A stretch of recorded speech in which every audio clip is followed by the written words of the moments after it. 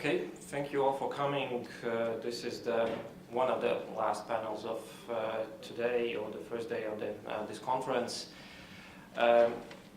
So first of all, I have to apologize as partially from the part of the organizers that you see only 3 people sitting in a panel, and in your programs you have 5. So because 2 of the Latvians had a change of the plans at the last minute, and unfortunately they couldn't come. But despite that, I think this panel is actually in a true spirit of the Baltic Defense College, because Baltic Defense College also unites 3 Baltic states, and also in this panel we have representatives of Lithuania, Estonia and Latvia. So we're trying to present maybe the common or the view of all representatives of Baltic states. So first, to introduce our speakers from Lithuania, sitting on my right, we have Kristina Vaičionaitė. I hope that I pronounced it correctly. Yeah, that's good. She's from Eastern Europe Studies Center in Vilnius and works mostly with communication issues. To my left we have Andrei Makarichev from University of Tartu here in Estonia. And myself, I'm Māris Cepurīts. I'm from Center of Eastern European Policy Studies from Riga, Latvia. So as we heard that some of the people were asking during the coffee breaks and during the lunch, what is Oleg Gazmanov? Because we have 2 names on our name of the panel. First one is Lev Tolstoy. I hope that everybody knows who this person is, but it's more open question who Oleg Gazmanov is. Just a little introduction, then he's a Russian pop singer, a composer and poet. It's from Wikipedia, so don't know the sources. But mostly he's specializing on patriotic songs, and he's also a leader of the pop group Escadron. So just to illustrate what his, let's say, songs are about, we have one little bit of presentation of it. So this is one of his songs or videos.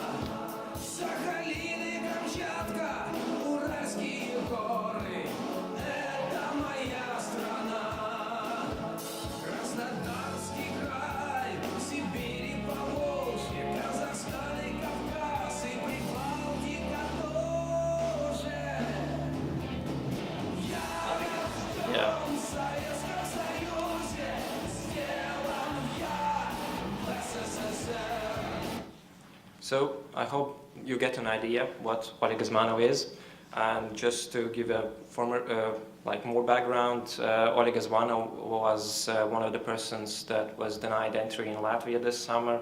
He was pronounced as persona non grata, and as we talked before the panel, that also he was denied his concert in one of the halls in Lithuania. So we have like this connection between culture, representatives of Russian culture, and maybe also parts of projection of Russian culture, and of course the issues of security that we will also try to cover in this panel.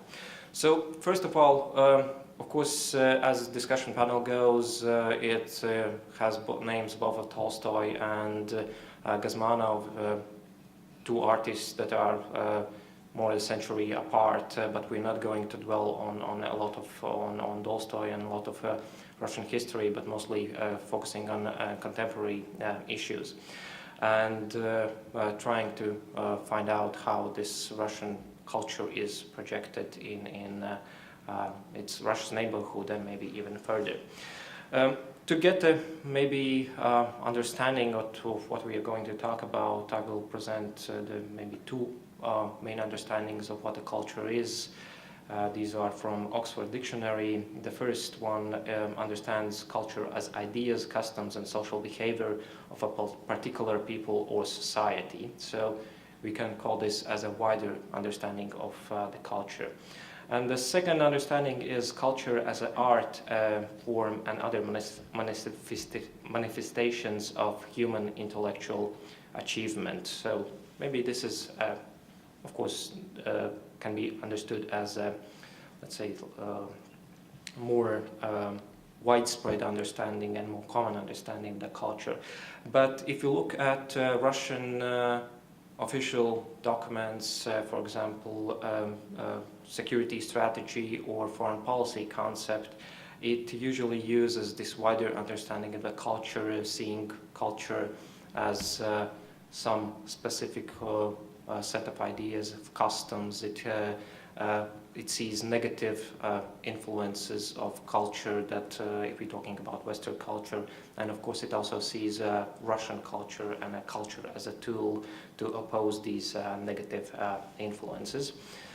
So in order to move to this discussion, first of all, we're going to focus on this wider understanding of the culture and then move towards the latter one.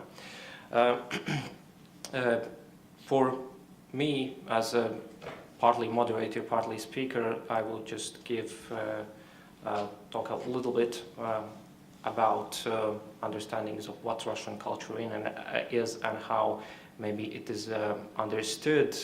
And of course, in order to find out how Russians or maybe Russian elite understands their role and their culture, we have to look at some of the Russian ideologues, just to mention maybe Alexander Dugin as one of them. Here I will maybe quote Alex Grigoriev, the man who was supposed to be on this panel but couldn't make it. We did research back in Latvia this summer and presented it this autumn. It was done on Russian public diplomacy in Latvia, and Alex was the man who looked at especially cultural influences. And he went through some works of Russian ideologues, tried to find out the main tenets, the main ideas that they are putting out and putting to the wider audiences, both in Russia and, of course, further abroad. So these ideologues are talking not only about Russia, not only about Russians and Russian society, but of course they're using the term Ruski Mir or Russian world. It is differently defined concept that is strongly connected to the Russian language, also Russian culture, also maybe this common idea of common history and also partly of geography. So what Alex found in his research was that some of these ideologues and when they are discussing the idea of and concept of the Ruski Mir are referring to Russia as something unique, something that is different from West. We can discuss if this uniqueness comes in a form of civilization. Can we regard Russia as civilization? I will leave this as an open question, maybe for the other panelists and for you as an audience.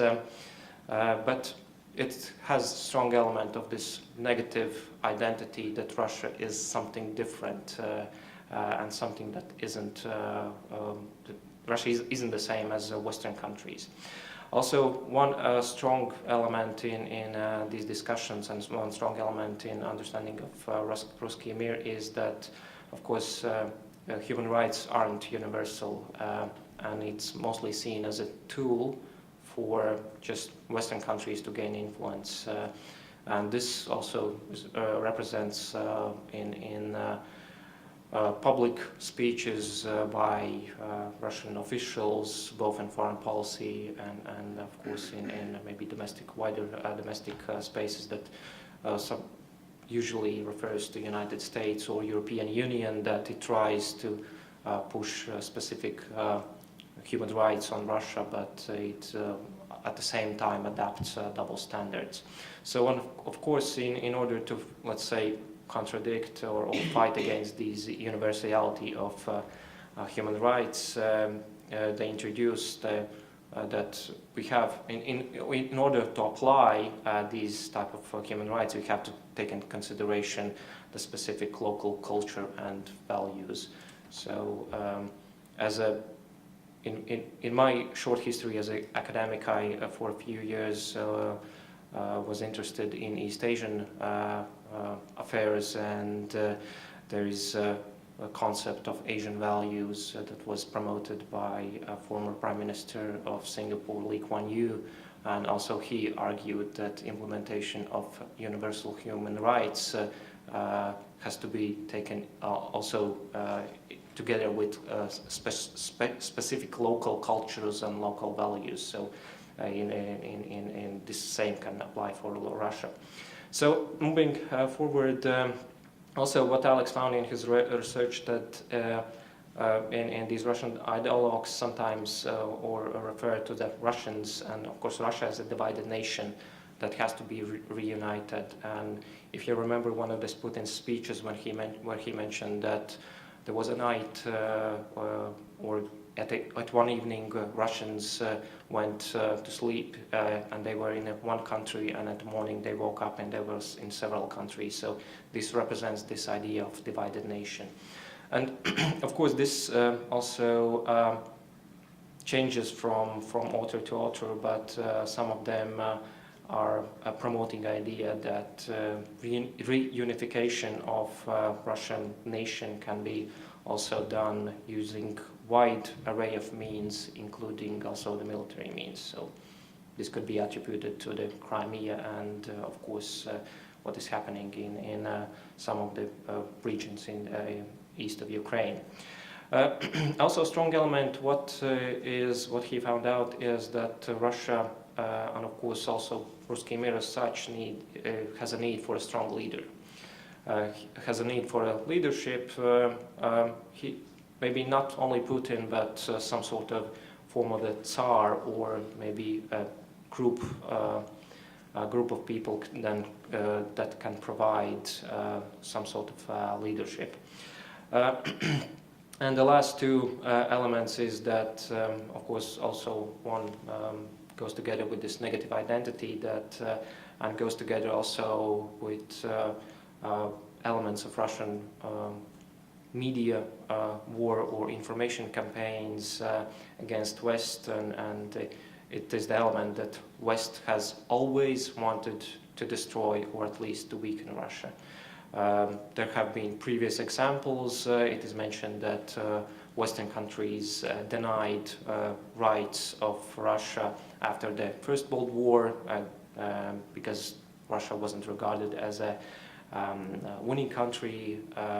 Also, of course, the collapse of Soviet Union, after what happened after the collapse of Soviet Union also is seen as actions of Western countries in order to weaken Russia. So what is, it strongly connects of what is happening today. If you look at sanctions and how sanctions are translated in Russian TV channels, then we have strong element that still also has mentioned here.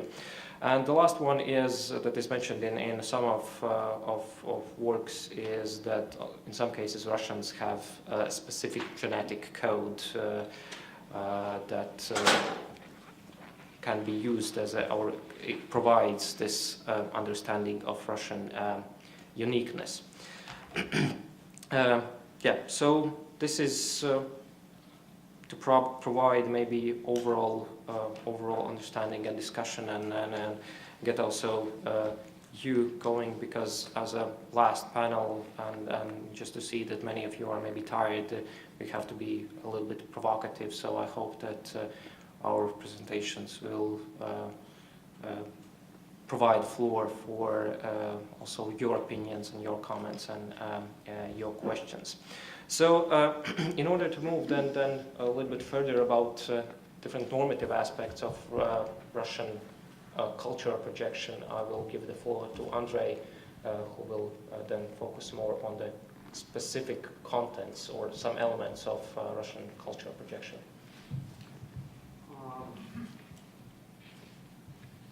Thank you very much. First of all, I have to confess that it's extremely flattering that the conference organized by Baltic Defense College is really interested in this kind of soft issues of culture, which is not really very often in academic circles. We were kind of discussing with my colleagues how shall we interpret the very title of this panel, from Tolstoy to Gazmanov. And this is, I think, a very postmodernist title because you can read it from different angles.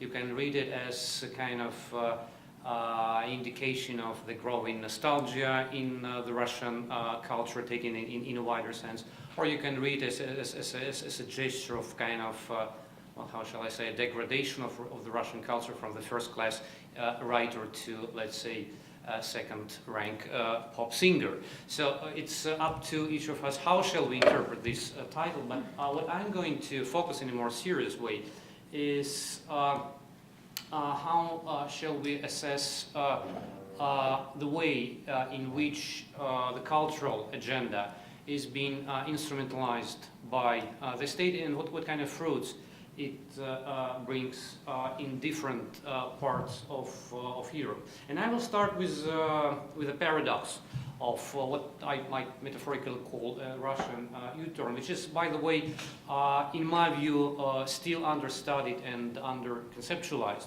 Because the thing is that, at least for the first decade and a half after the fall of the Soviet Union, Russia was predominantly technocratic, de-ideologized, and kind of, I would say, post-political type of regime, with the ideas of pragmatism internationally and the idea of centrism domestically. So Russia was a kind of a country averse to any manifestations of ideology, maybe because as partly a reaction to the legacy of the communist times, and for other reasons like the initial accumulation of capital, the decade of wild capitalism, etc., etc. What happened next, and this is a kind of a very important point, 2011-2012, we've been witnessing the rise or the birth of an explicitly normative and ideological discourse, which is very hard to conceptualize. I would call it a very strange blend of populism, definitely, of illiberal articulations of Russian identity, and to some extent of realpolitik or political realism, which is definitely based on the projection of newly discovered Russian power. And I think that this shift from basically technocratic to predominantly ideological type of regime is something which is really worthwhile to discuss and study with more kind of scrutiny and with more attention. Just coming back to the idea of the Russian world, which is by and large perceived as a kind of ideological construct in today's Russia. But let me remind you that the idea of the Russian world was kind of initially conceived as a purely technological way of restoring communications between Russians living in Russia and Russians living beyond Russian borders. And people like Sergei Grodirovsky and others, like 15 years ago, they started working with this concept basically in a technological way. Now you see what is the evolution of this concept. The same happened with the idea of empire, for example, which otherwise could be put in many different ways and not necessarily ideological. For example, if we take a kind of retrospective look at the idea of liberal empire by Anatoly Chubais, well, it was not ideological. It was a kind of more kind of business as usual type of the expansion of the Russian capital to the neighboring countries. The idea of sovereignty, initially it's a legal concept, but now of course it became a part of the ideological apparatus of the ruling regime. And I think the point of no return was Putin's just one phrase in one of his interviews when he said that Russia will never exchange its sovereignty even for a higher quality of life. Full stop. If you never exchange something even for a higher quality of life, that means that it's an ideology in its pure sense.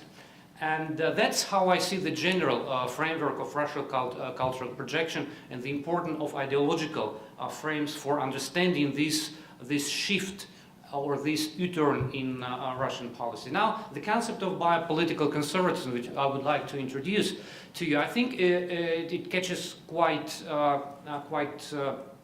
adequately the essence or the gist of what we discuss as Russian cultural projection, and it combines two different things. On the one hand, Russia is kind of coming back to the conservative foundations of the society and of politics. Russia tries to revive the traditional understanding of social and political actorship. Again, this is a very broad range of different policies, starting from social conservatism domestically and up to conservative principles in international relations, which is also important, like Westphalian system, which is very much valorized and I would say even glorified in the Russian discourse.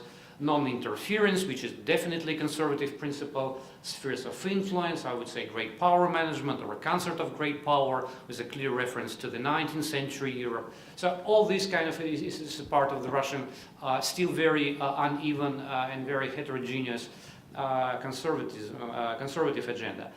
But it's also a biopolitical type of discourse, or biopolitical type of policy which stems from this discourse. Because, and I think this is an important point, because this is more about managing the population than managing the territory. Well, in political theory, we do have concepts which try to distinguish between territory and population. So I think this is one of those cases in which the concept of the Russian world is kind of more about people and their bodies than about possessing territories. And in this sense, the whole idea of the Russian world is a trans-territorial political community. And I just wanted to draw attention to the fact that many concepts of the Russian, of the Kremlin's hegemonic discourse are based on this biopolitical understanding of social reality. Take, for example, the concept of the family as a constitutive concept for Russian domestic discourse. And which is also, by the way, it translates into the family-like or family type of analogies in international relations as well, because the Russian world is equivalent of the big family of Russian speakers. And of course, it's based on domestic issues like anti-gay propaganda or anti-adoption legislation, but those issues immediately go international, or even global. We have referred to the Sochi Olympics in the most recent panel, and probably most of you know how important was the issue of the LGBT at the Sochi Olympics as one of the counter discourses. Now, what are the key points in kind of working or trying to operationalize the concept of biopolitical conservatism? Well, first of all, I would claim that biopolitical conservatism is one of the most important elements of Russian soft power. So when we speak about Russian soft power, we should not limit the scope of our analysis just to cultural projection, just to projecting Russian culture, I mean from Tolstoy, the Bolshoi theater, Dostoevsky and other big names. Well, what is, I think is even more effective is the revival of this conservative agenda, both domestically and internationally. The second point, and I think it's also important for understanding the structure of the Russian discourse, is that the state, which otherwise is definitely is the central point which is cementing the Russian political regime, does not necessarily plays a role of the most important producer of cultural meanings and cultural discourses. I would say that the state appropriates those discourses, but the authorship does not necessarily belong to the state. Next, I would claim that there is a tricky thing with placing biopolitical conservatism into ideological frameworks. On the one hand, it's ideology, definitely. It is an ideology. But on the other hand, this kind of ideology reaches far beyond ideological field per se, because it always refers to something which is normal. It's biopolitical normalization. It's something which does not require political debates. And Russian authors like, for example, Zakhar Prilepin, very nicely expressed this ideological essence of the Russian conservatism, claiming that I do not need ideology to love my parents and to love my kids. It's beyond ideology. We do not need ideology to love our own country. And this is also which makes the whole concept of conservatism very tricky and very complex in terms of kind of anchoring it in one of ideological kind of components or nodal points. Then I would also claim that biopolitical conservatism is always about restricting the scope of choices. And this is what makes Russian soft power qualitatively different from the European Union soft power. Because to oversimplify things, I would claim that the European Union soft power is about expanding the scope of choice for countries, at least those who are part of the Eastern Partnership. While the Russian soft power is about restricting the scope of choice by claiming that you do not have a choice at all. The only choice is the right choice, and you know what is it, the right choice. And finally, I would say that the specific modus operandi of the biopolitical conservatism in Russia depends very much on regional context. And in the remaining 5 minutes, I will demonstrate how, depending on the regional context, how different looks Russian conservative agenda in terms of different instruments, in terms of different patterns of communication, and different audiences which are expected to be kind of consumers of this type of discourse. Let's start with Western Europe. While the key partners or the key audience which is sensitive to the projection of Russian conservative agenda, well, this is basically far-right parties, and we all know how well many of them fared at the most recent election to the European Parliament, starting with Front National in France, and then other parties, Freedom Party in Austria, Jobbik in Hungary, etc. And I would say that this is something which really needs to be scrutinized. I know there is a lot of comments on this kind of linkage, strange linkage between the Kremlin and the far-right parties. But the common points here is that, first of all, again, the same idea of restoration of traditional nation-state-based policies as opposed to supranational institutions, which is the European Union in this case. This is a very biopolitical attitude to migration, something which needs to be regulated. It's kind of hygienic discourse. We need to kind of clean the national body of those who are not supposed to belong to it. And a very strong resistance to the liberal emancipatory type of policy agenda, which is embodied by the Western mass culture with those already iconic figures like Conchita Wurst and other personalities. Now, in the Baltic Sea region, the situation with the projecting this conservative agenda looks different because this biopolitical conservatism take a different form. And it is basically directed towards Russian-speaking communities, Russian-speaking minorities.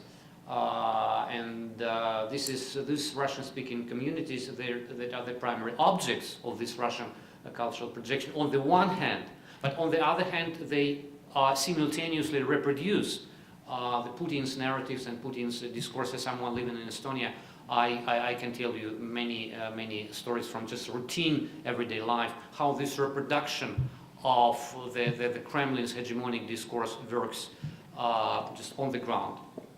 Now let's take a very quick look at the Eastern Europe, and especially in Ukraine. In this case, the concept of the Russian world reaches its peak because it's not only about words, it's about deeds, it's about something what might be called a securitization of the Russian identity. And again, I would say that the distinction between the collective self, our collective self, and the collective other is deeply biopolitical because it's based on the belongingness to imaginary or imagined political community named the Russian world. And the whole discourse of the Kremlin towards Ukraine is articulated in predominantly biopolitical terms. You can have here, and I did some discourse analysis on that, you can have numerous references to infectious diseases or bacillus in Ukraine that need to be cleansed out by sanitary measures. I know it's all about metaphors, That's how Russian discourse is structured. It's about natural character of the Russian-Ukraine family type of relations, and Crimea is not just an it's back home. So the concept of home in this case looks also connotative to biopolitical meanings. It's the rhetoric of the elder brother, again clear reference to family type of community. And I would say that there is also some elements of the Russian version of human security, because Russia is not looking for, I mean, according to the official discourse, is not looking for kind of projecting its military power in its pure sense, but it's looking for protecting people. So this is a Russian kind of reversed version of the human security. And finally, South Caucasus, and that's my final example, and I will stop here. What is interesting here is that in the South Caucasus, there is no much space for the idea of the Russian world, maybe with the exception of South Ossetia and perhaps Abkhazia, but even in those countries, the loyalty of the elites to Moscow is more based on, I would say, more material than on ideational issues. And in this case, the specificity of the South Caucasus is that the key role in projecting the Russian conservative agenda in its biopolitical, again, version plays the Russian Orthodox Church.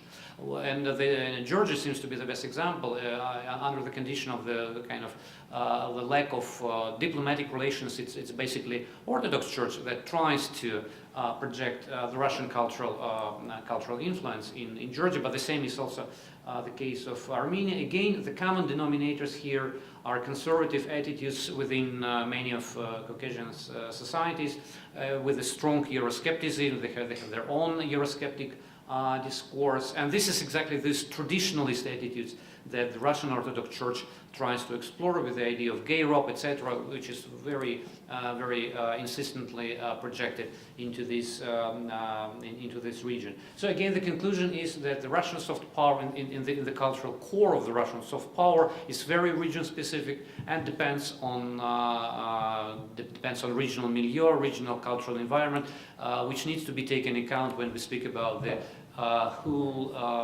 set of different models of Russian soft power. I would say models in plural. Thank you. Thank you, Andrei, for your great presentation, and I think it gives, let's say, a very good basis for our further discussion. But as our topic is so wide, then we also want to cover the more let's say, contemporary understanding of the culture, and that is connected with both the high culture and the popular culture. And here I will give the floor to Christina, please. Thank you. I would say we have here a perfect division of tasks, like kind of you gave a very good background for me to talk now on more like practical level. And my background is political communication. I do other things also, but very much interested in all the communication processes and psychological part of this. So what I did here, I put the culture, understanding of and relations of culture and politics into a communication perspective. And I even have a small subtitle to this Russian cultural projection called Artistic Culture in Politics, Why and How. And I will try from communication process perspective to explain how and why politics is using culture. And then I will go down to some practical examples showing situation in Lithuania. Needless to say, I guess that art plays and has played a major role in political history, be it like artistic or art or artistic culture or culture. And both culture and politics are based on ideologies. And both of them addresses to people, and both are filtered through some social and historical moments which are happening at that particular time. And politics, of course, finds culture and arts a very effective medium to communicate the messages to people. And artistic art is used to usually used to develop new values and ideas, and actually provide politics with some different set of symbols through which politicians can legitimize their politics. They can visualize politics in a way that ordinary citizens understand it, or art develops a feeling that you are part of majority group that follows certain values and ideologies. And the message art is carrying could either be clearly stated with some artistic production, or actually it could be also hidden. And the message which is carried by art could be transmitted consciously, or it might be a completely unintentional process. So on the other hand, art could also be inspired and influenced by politics, and also the messages it conveys could be imposed by the audience. So whatever political system we have, all the political systems, they want to induce their ideologies into collective consciousness, and therefore new values and new ideas should be incorporated in the structures of the society. And however, in order to accept it, to be accepted, it needs to respect the social and cultural traditions of the society. And if one wants to develop a certain political situation in the society, it is important to incorporate its values into the structure of the society, and this can be facilitated via a thorough grounding in the culture of the society. And all major historical political regimes have severely interfered in the culture of the society. And actually it starts with the literature, poetry, music, cinema, because though they do not seem to present direct threats to the establishment, artistic culture has really an extreme power to mold the consciousness of the people. And ideally, culture has a dual role. It enforces the ideology, and also it could empower or weaken the structures of the society. And usually there is a division like of three main, I would say, influences or roles of art in the politics. So art could be inspired by politics, and that kind of art represents artwork that comes straight out of the artist's ideology. It is not dictated nor random, but it expresses feelings and concepts of the artist for a political condition.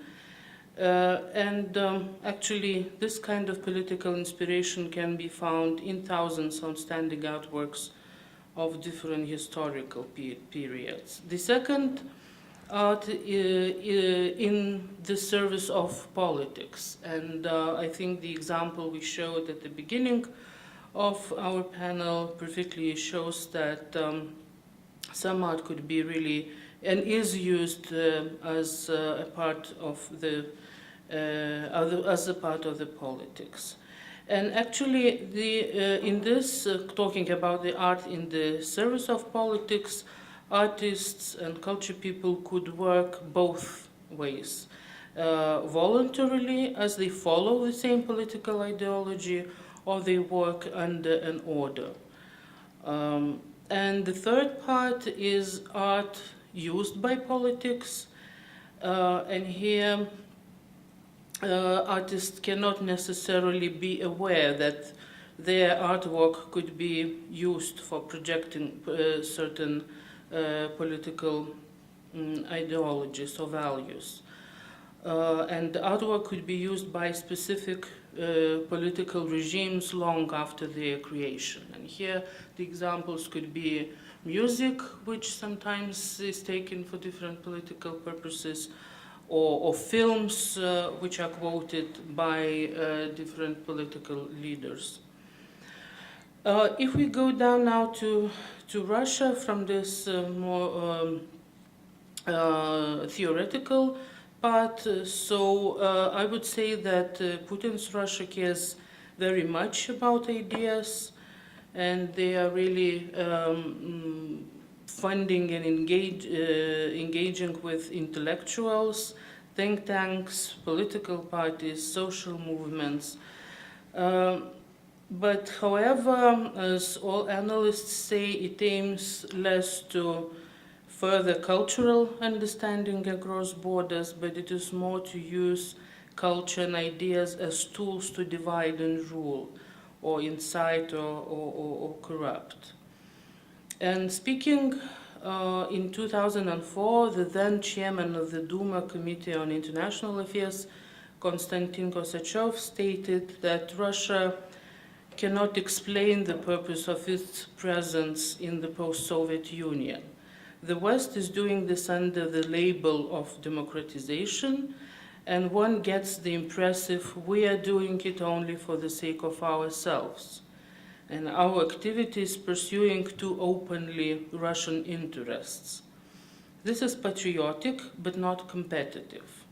And after 2004, the Kremlin actually began to develop its own labels through which they were exerting pressure abroad, and especially among diaspora population in the former USSR. And President Putin actually he pledged to increase the budget of Россотрудничество, a group equivalent to the Culture Promoting British Council, from 60 million to 300 million by 2020.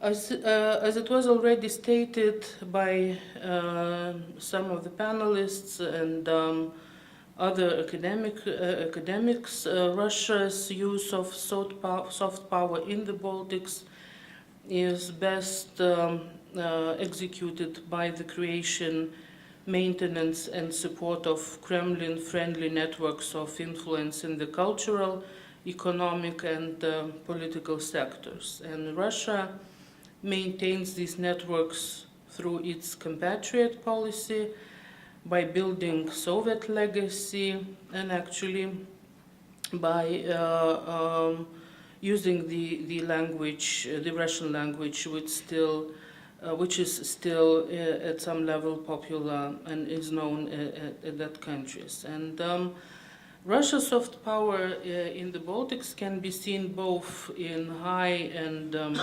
popular culture, and Russian high culture is well regarded and popular among the Baltics population as a whole.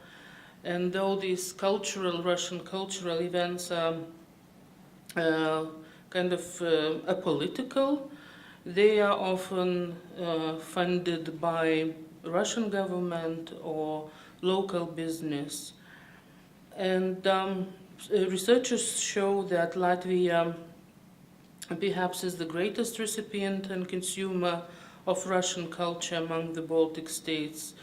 The House of Moscow, a cultural center funded by the Moscow city government, has been a key player in promoting Russian culture since it opened in 2004. And other important mechanisms are Days of Russian Culture in Latvia, and in Lithuania we also have Days of Russian Culture, and they used to be like really Days of Russian Culture, but this year it became really not the Days of Russian Culture, but the Days of Russia, with the Russian flags, black ribbons, striped ribbons, and all other attributes.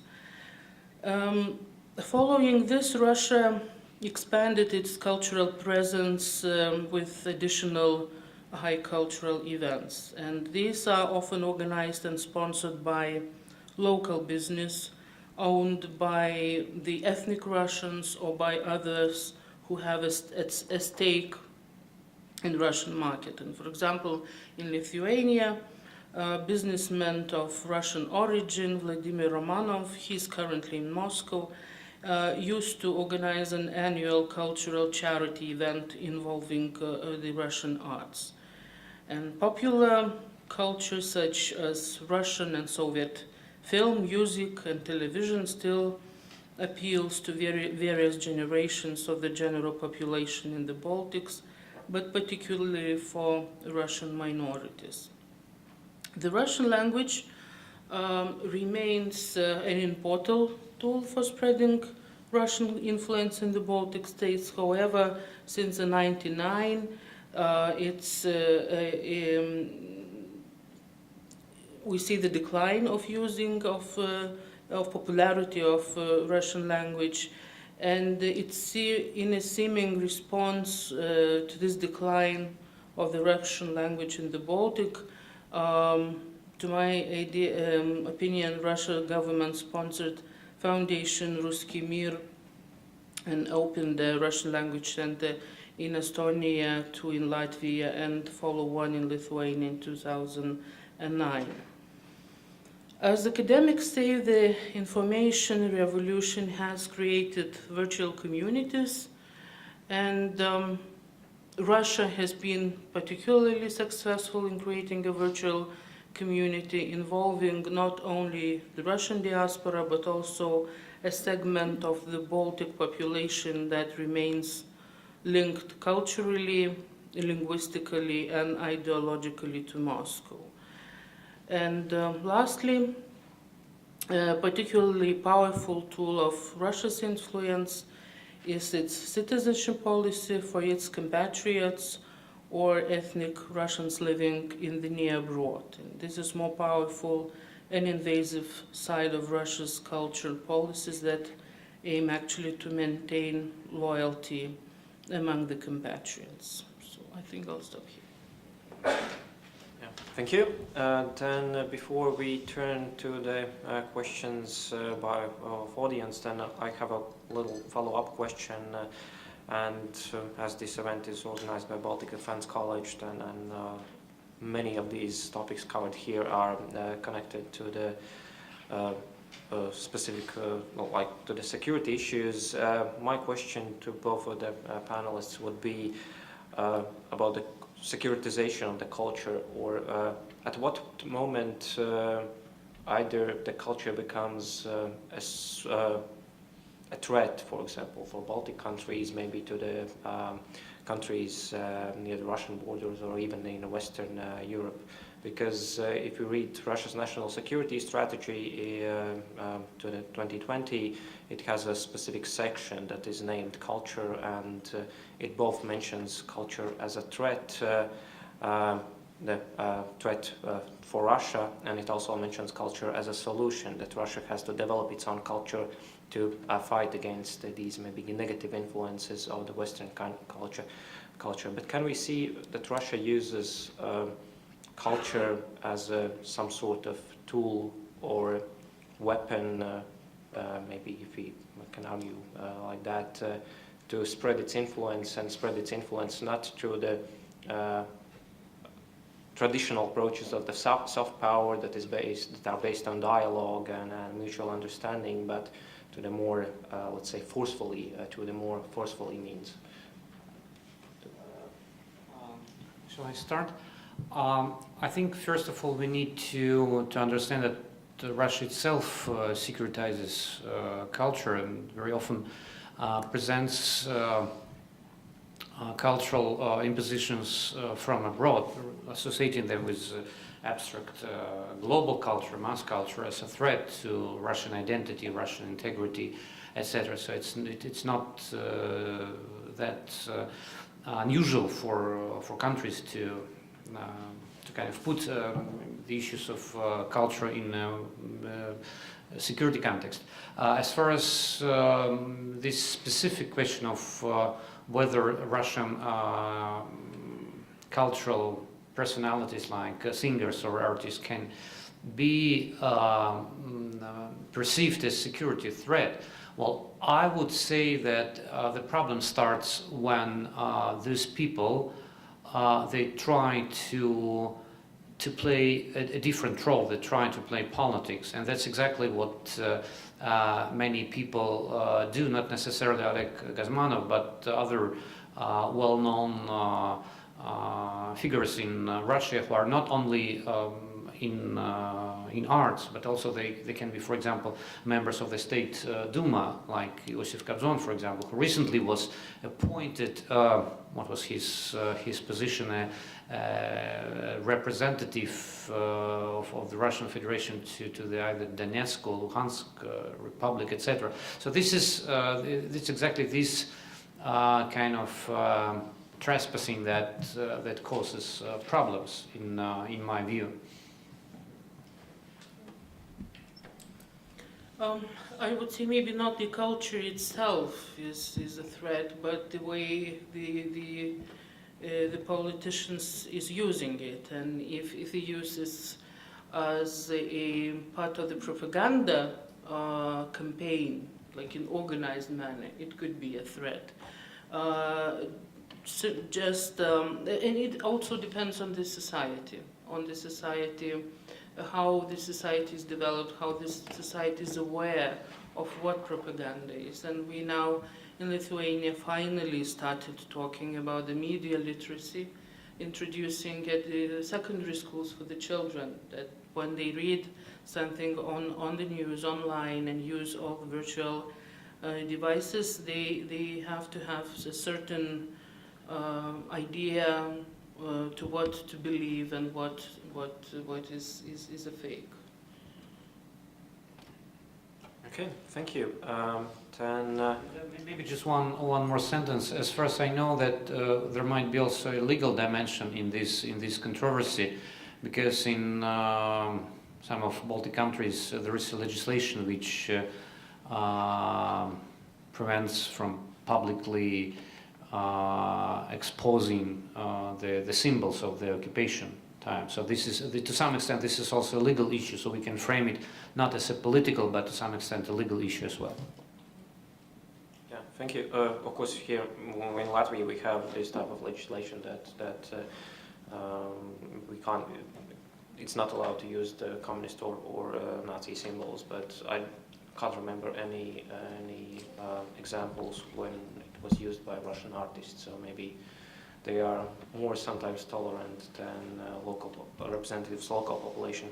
But now I will open the floor for your questions, and of course I also ask for involvement and maybe some comments, either if you have opinions what you heard about here on panel or just overall. So go ahead. Yes, my name is Aki Huhtina. I'm a visiting fellow in here, Baltic Defense College. I come from Finland, the National Defense University. So first, thank you, your great and impressive presentation.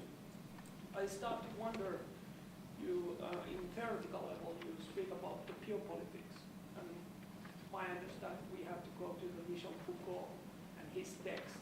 And we're living about 1970, 1980. And when we think about what is the object or what is the idea against what he wrote, it's capitalism, and it's what's happening in the Europe, and how the new technological things and how we run in the money business, how they develop. And this is quite interesting now.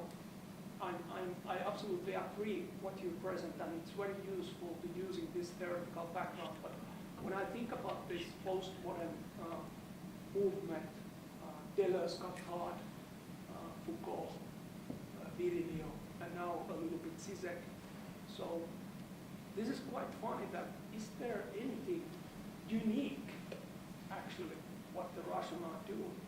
If we think about that, we're reading through what you present using this very useful geopolitical concept. So it's almost the same what we saw in the Europe, in the much more small scale.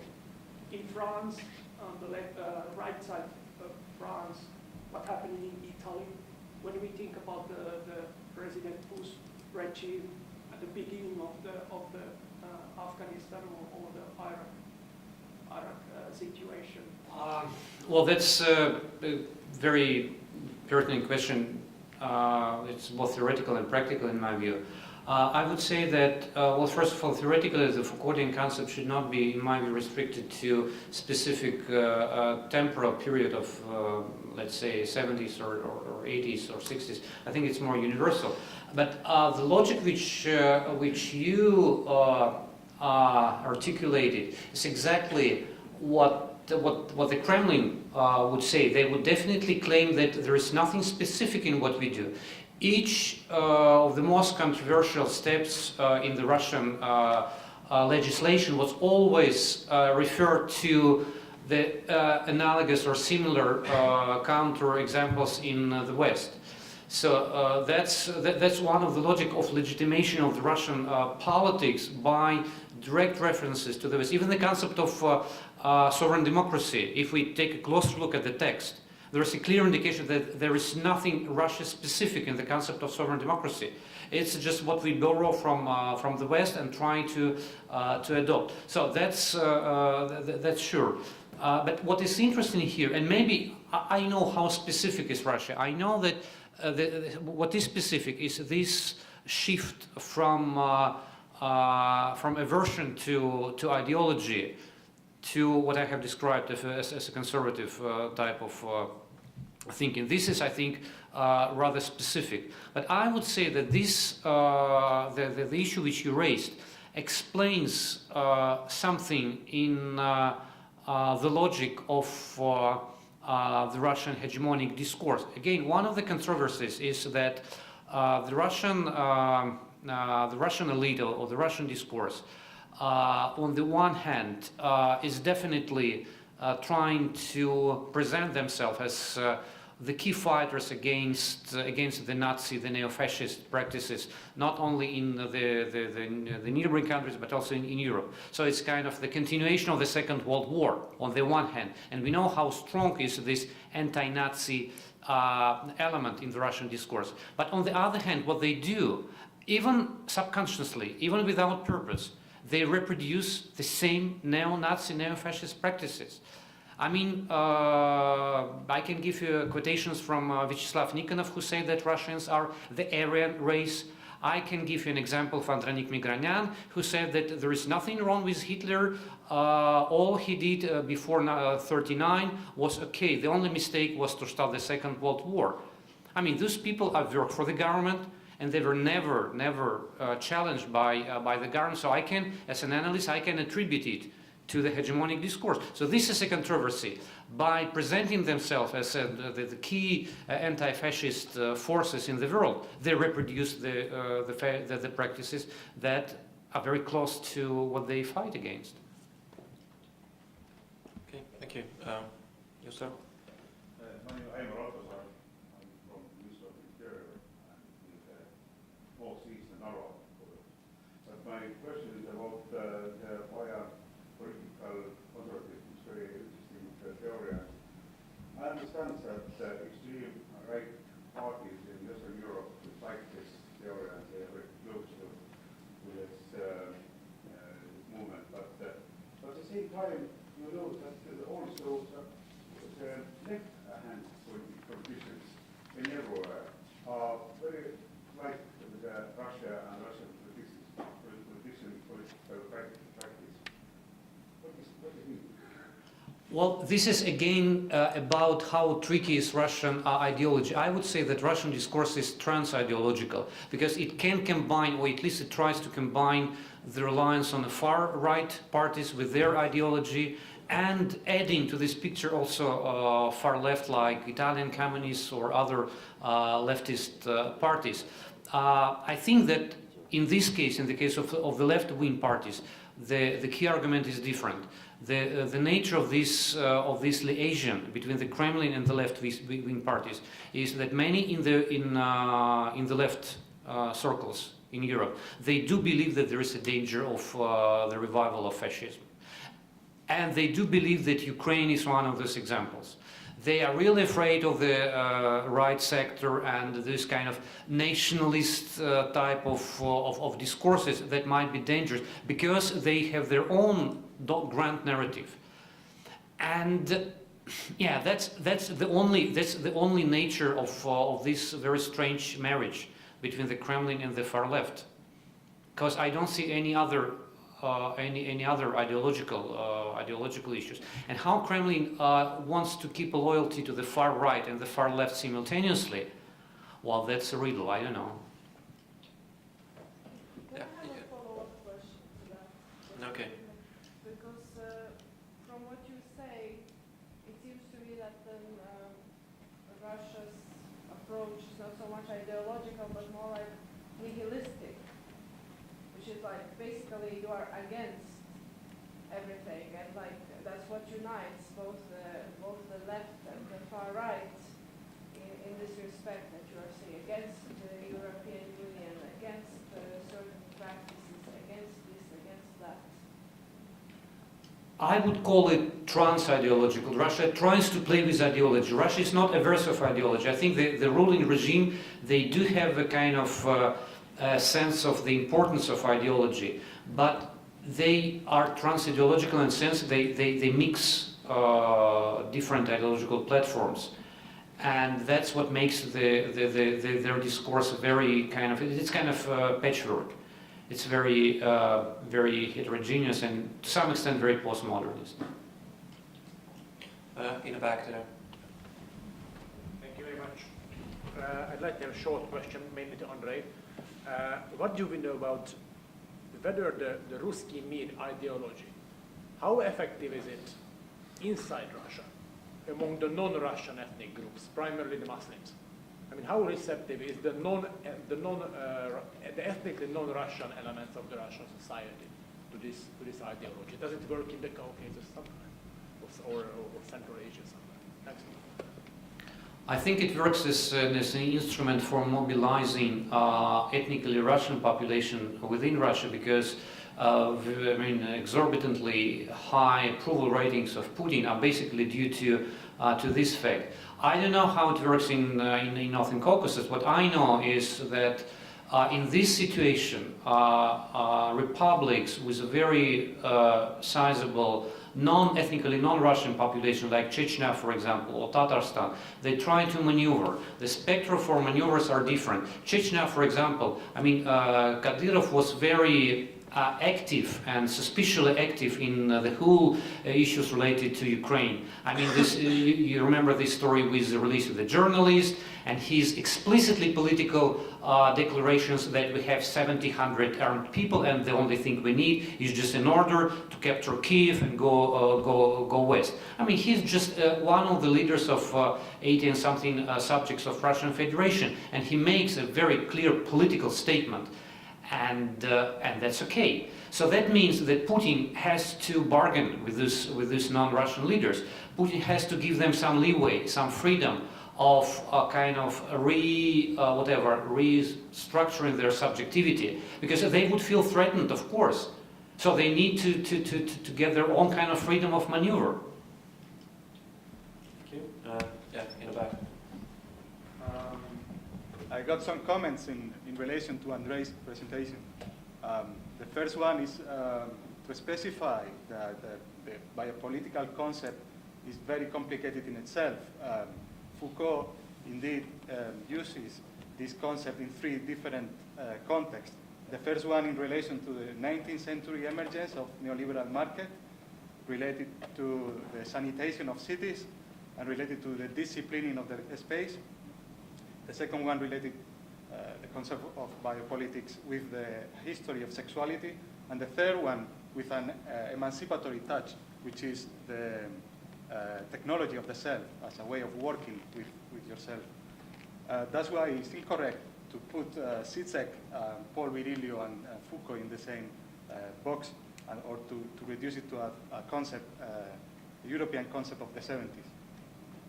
The second comment is to bring up the figure of Andrei Makarievich, the leader of Machina Vyemieni, that is not only Tolstoy or Kazdanov, also local artists are suffering strongly the persecution of the plurality within Russia. And the third comment is to divide between Western populism or Western use of biopolitical say, measures or strategies, like for example as a way of creating a sense of belonging, as an answer to globalization, as a way of providing simple answers to difficult, complex questions or uncertainty that are, let's say, present in our contemporary society. And that is also present in the Russian society, but the difference, in my opinion, and complementing what Andrei presented, is the cult to the personality. Putin is presented as a father that can give freedom, is able to give freedom to the Pussy Riots, to Khodorkovsky, or to the Greenpeace activist, to whoever, but also a person who is presented as a father by the media. And there is Putin playing with birds, Putin half naked, Putin, that's one of the aspects. The second aspect is that there is a constant legitimization of these measures, biopolitical measures, in reference to the 90s. We have to approve these gay measures because we don't want the chaos of the 90s. Families should be strong because we don't want the chaos of the 90s. There is a constant reference to the 90s. And the third point is that there is no will. Well, there is a will, but to move backwards. I explain myself. The modernization strategy is done in a nostalgic way. It's not modernization forward. Period is a modernization which is nostalgic backwards. And that also legitimizes the biopolitical use of this conservative use of biopolitical measures.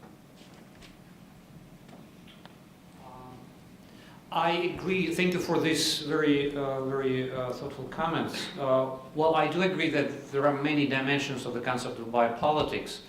But in the meantime, this is not unique for this concept, because if you compare it with how many facets we have in the concept of security, for example, or in the concept of ideology or other big concepts, you would see also kind of fragmentation within them. So it's not unique for biopolitics. For kind of conceptual clarity, maybe I should have said that from the very beginning that I try to use this concept as describing the way how the state manages or administers the population as opposed to the territory. And in this sense, all the three issues which you have identified, in my view, they are part of one single kind of research paradigm. But I know that this is very kind of theoretical issue, so I won't get deeper into that. On the retrospective legitimation of the current discourse, I completely agree with you. And in fact, the regime started with kind of blaming the 1990s, well, not directly, more indirectly, for all the mistakes and all the wrongdoings of the post-Soviet regime. Well, I would say this was also an ideology, because for many people, including myself, the period of 1990s was not that black. I mean, it was a period of opportunities. It was a period when people started making their career. Some of them started making their capital. So, in just describing this period in a very negative context, the Putin's regime definitely produced an ideological kind of type of discourse. Okay, then any more questions? I have one question. Okay, I find it very interesting, the concept of geopolitics. And I actually want to ask you, what is the relation of it in biopolitical services patriotism, to the idea of patriotism in general. That would be one. And the second one would be, as far as I remember, you said there are 4 models of sort of Russians of power, and that's one in Russia, in the West, in the Baltics, and then Eastern Europe, right? Is it correct? The 4 models of Russians of power. Yeah. How about Central Asia? And then again, how it is related to the notion of Russian world and patriotism again. And then the third question would be to everyone else.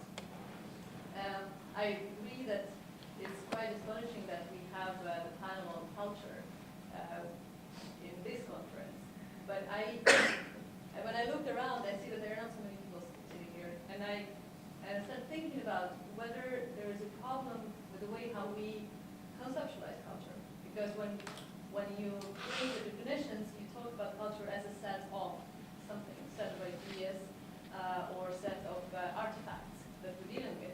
And therefore, we can use these artifacts or ideas, and we can inject ideology with them. But what about if we think about culture in Raymond Williams' terms as more as a process, where in reality we see the interaction not only between the documents and the artifacts and this set of ideas, but also the practices, the way how people are using it. And then we come closer to the idea of how the culture is being produced, where the meaning production happens not at the level of production itself by the artist, because what we are talking about is we talk about the artists, but somewhere in between the state, the artists, and the people who are actually the main recipients for it. Yeah, so that's the question about understanding of the meaning of culture, whether it's set or it's a process.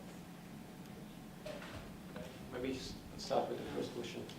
Well, frankly speaking, I'm not a big expert in Central Asia, and I doubt very much that Central Asia exists as a region. In my view, it's just a collection of countries which just happen to be neighbors to each other. And I don't think that they form a more or less coherent region, exactly the same way as South Caucasus is not a region in institutional or in social sense. It's conflictual, well, it's conflict formation, basically. So, and that's number one. Number two, I don't think that Russia has any policy towards Central Asia, because it's more on the margins of the Russian even neighborhood policy. So, concerning patriotism, well, I think it's even a more interesting case, because the biggest paradox here is that in the Russian patriotic discourse, as seen from the cultural perspective, the key object is not the state, and I can refer to, for example, Russian movies, Russian patriotic movies on the wars in Chechnya. I did a study for one project related to the way how the war in Chechnya was represented in the Russian films, in the Russian movies, and I would say 90% of the films, and I watched like 30 of them. Well, the state is not glorified, because the state is represented as corruptive, ineffective, annoying, and it's a troublemaker. But in the meantime, the movies are kind of patriotic, because the key idea is, okay, we have a very bad state, but people are great. So this patriotism, to a certain extent, is also biopolitical, because it's based not the reference. The referent object is not the state. So it would be a big mistake to kind of to think in these analogies and projecting the state centrism of the Russian political system to the way how the state is represented in these cultural discourses. The state is not glorified. The state is represented as it is. But still, these movies are kind of patriotic, because this patriotism is based on the kind of esprit de corps. It's on body-to-body solidarity. People go to war not because they are fighting for the state, but because they are I know, defending their families, or because their friends were killed and they feel kind of a mission to continue fighting. So this is also related to this kind of biopolitical mechanism of solidarity, because patriotism is about solidarity. And the state is not the key. And I know it sounds paradoxical. I know it's not that usual, because we are used to think in terms of state centrism of everything which is related to Russia. Yeah. So and I also think that this is related to our discussion on civilizational issues. Even people like Dugin and Natalia Narachnytskaya and others, well, they would say that while civilization matters much more than the state. The state is not the key reference point in a very significant part of Russian nationalistic discourse. One of the titles of Natalia Narachnytskaya article is "Nation has something more than territory," and this is kind of a spirit of solidarity. Maybe a couple of moments. First on nostalgia thing. We were talking a lot in Vilnius on this. Is it really a Soviet nostalgia the elderly people have? And when you talk to them, you realize that they have a nostalgia of their young days, of being young. And sometimes it really differs.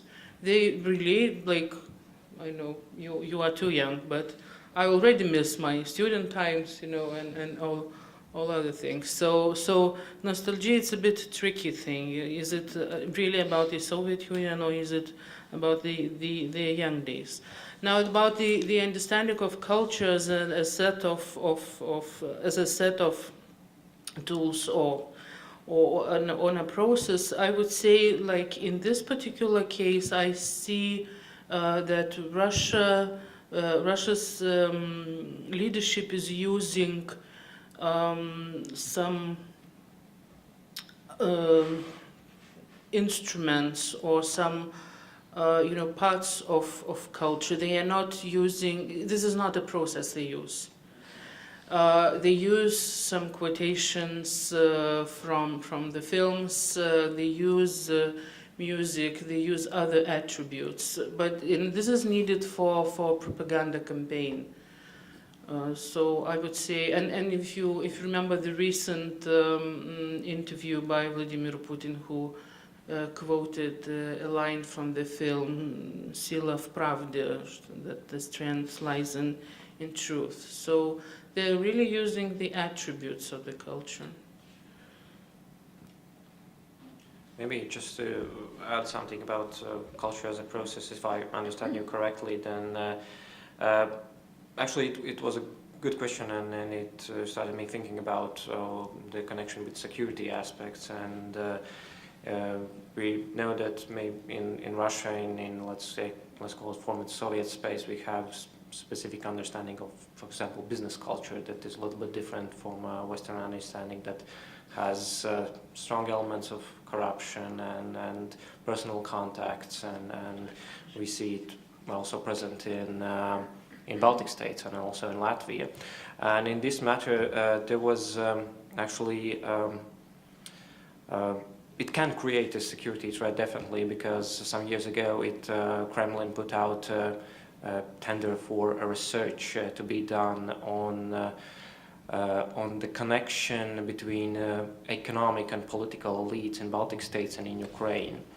This tender, as I know, was won by Kant's University in Kaliningrad, and I know that they are doing this type of research currently in Latvia. So they definitely want to find out what is how maybe these connections, this type of culture, as we can call it, can be used in order to pursue its interests. So maybe as you address it, we see the direct connection with culture and security aspects, and culture as a potential threat. Okay, so any more questions? Yeah, so. I'm Asher Obo from the Bolton Defence College. To go back to what you mentioned about the far right and far left, I wondered whether it Alexander Dugin's idea that capitalism, communism, fascism were all failed, and that a fourth political theory needs to be dredged up from the ruins of those ideologies. And to connect it back to the cultural aspects, Dugin's a big fan of Heidegger, and Heidegger thought that art and poetry in particular is the way in which we can get an understanding of our being. So is art being used to promote Russian ideology and identity, or is art being used as a way for Russia to understand itself, or both?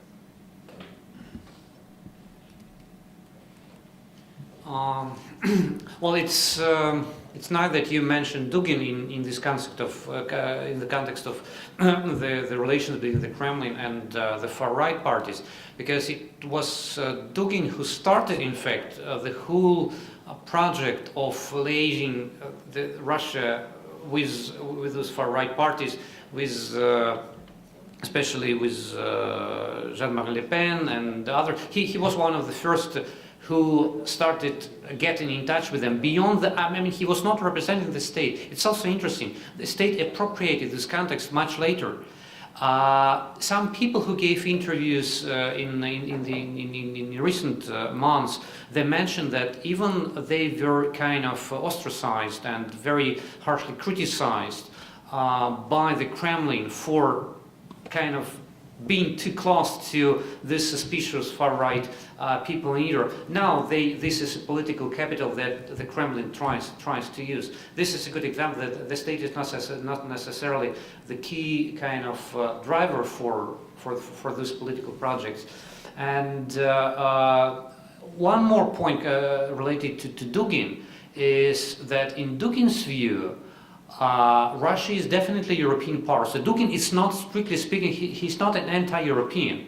He thinks that Russia can kind of reify its European identity by this kind of relations with Berlin and the major capitals, claiming that this is exactly what would justify and strengthen the Russian European identity. So I'm sure if you ask Dugin whether he's an anti-European or not, he would say, of course, I'm pro-European, definitely. So this is not about kind of turning its back to Europe, but more about kind of resignifying Europe. So Europe is not the European Union, it's not a liberal type of ideology, I'm trying to reinterpret Dugin, but it's something different.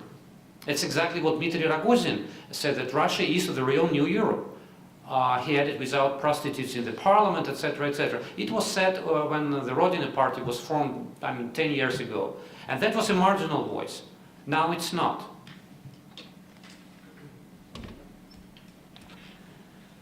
About how Russia uses its art, really. So I would say, to my opinion, that at the pop culture level, it really uses, and very much, with the main purpose to portray Russia as a, strong country which you can trust.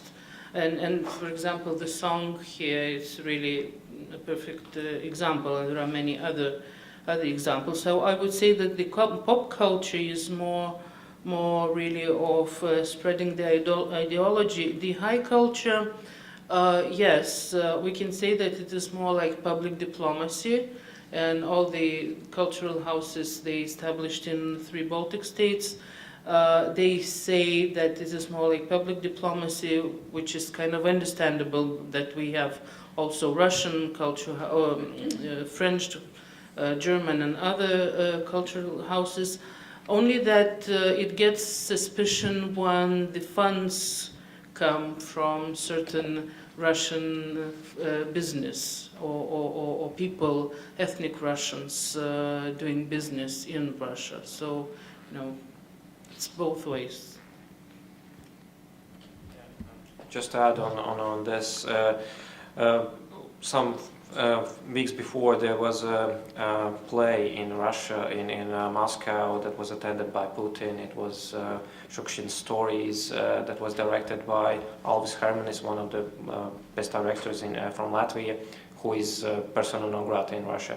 So, and the interesting story was, after the play ended, Putin went to the stage and then he had a speech about Shukshin and how he would be a strong supporter of the current Kremlin politics. So maybe this is one of the examples how Kremlin ties, maybe not only Kremlin, tries to use also high culture, and of course the issue with artists, especially from the 19th century or the beginning of 20th century, is that they have no way to object to these type of interpretations.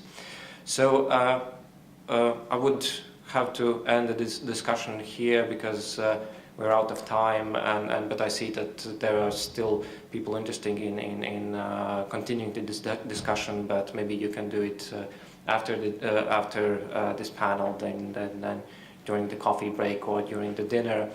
I would definitely want to thank you for your interest in just these issues of culture, and you truly see that you are in a city of universities that you can have discussion on interpretations of occult in the audience. So thank you all, and get refreshed before the dinner. So thank you.